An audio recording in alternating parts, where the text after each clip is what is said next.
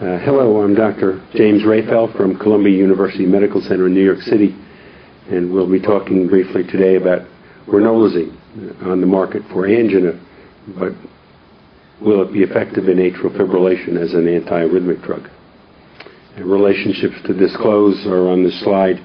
You can see I've worked with virtually all the companies that produce antiarrhythmics. I do not invest in those companies, and my presentation is designed to be free of bias, I hope. Ranolazine is a unique agent with effects on multiple ion channels. It's approved, as I said, for the treatment of angina. Importantly, it's not been associated with organ toxicity or proarrhythmia, the most frequent side effects being constipation and some vague dizziness, in my experience. It is a sodium channel blocker. It's a use-dependent inactivated state sodium channel blocker that works on the late sodium channel. A subsequent alteration of sodium-calcium exchange appears to underlie its antianginal action, which is the FDA-approved indication, as well as improved diastolic function. Ranolazine's late sodium blockade reduces after depolarizations with therapeutic implications for long QT syndrome type 3. It has little effect on peak sodium influx in ventricular myocardium, but has some effect in the atrial myocardium, giving it relative atrial selectivity.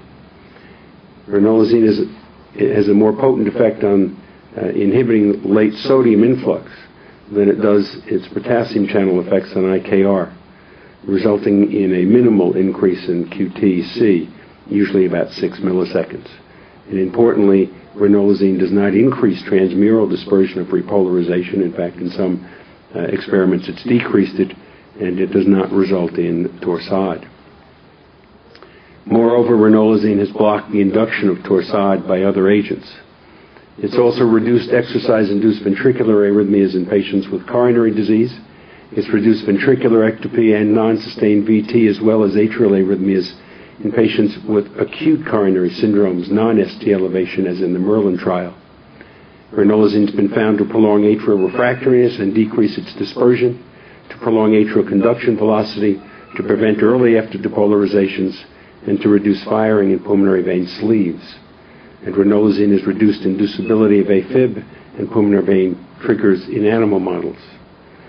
In 12 closed-chest anesthetized pigs, ranolazine increased RA and left atrial ERP by a median of 45 milliseconds compared to control.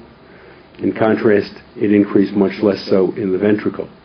Ranolazine increased atrial conduction time, decreased the duration of inducible AFib. AFib was reinducible in 1 of 6 animals after termination with ranolazine, but in all 6 animals during control periods. And the dominant frequency of AFib was reduced. So clearly it appears to have anti-arrhythmic and antifibrillatory properties that may be useful in the treatment of atrial fibrillation patients.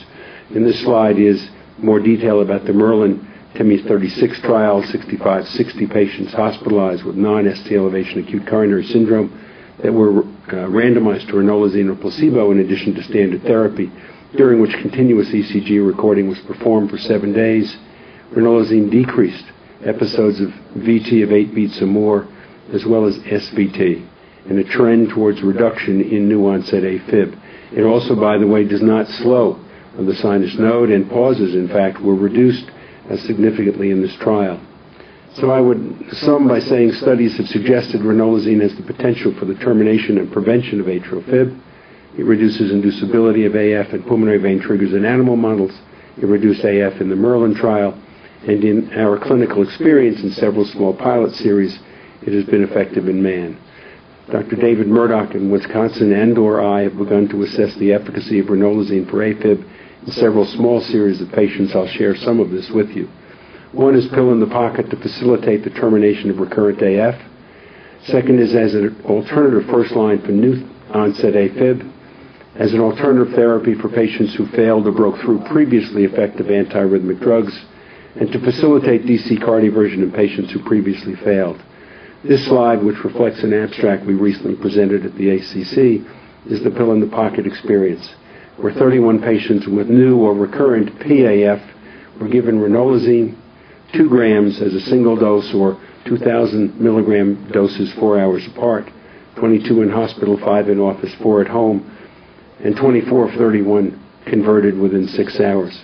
These numbers, though not placebo-controlled, are very similar to the conversion rate seen with 1C drugs used as pill in the pocket and higher than any placebo-controlled historical trial.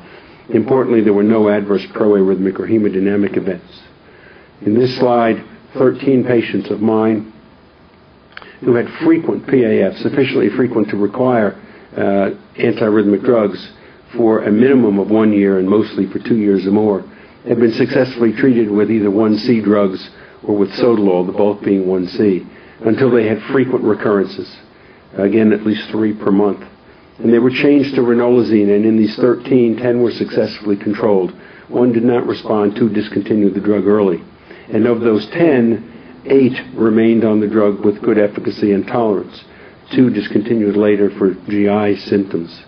And of those 8, 3 had no AFib at all with a mean follow-up of 8 months, and the remainder had tolerable side effects and at least a 75% reduction in events.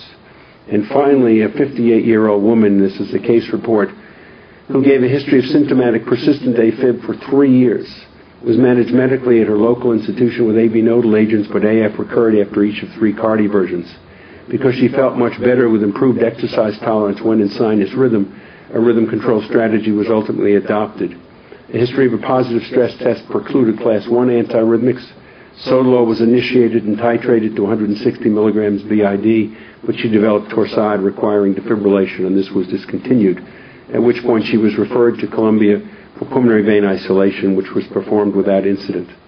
However, AF recurred after ablation, after a 2-month blanking period, and a repeat procedure was scheduled. But while awaiting the repeat ablation, she was treated with ranolazine, again 1 gram BID, and cardioverted.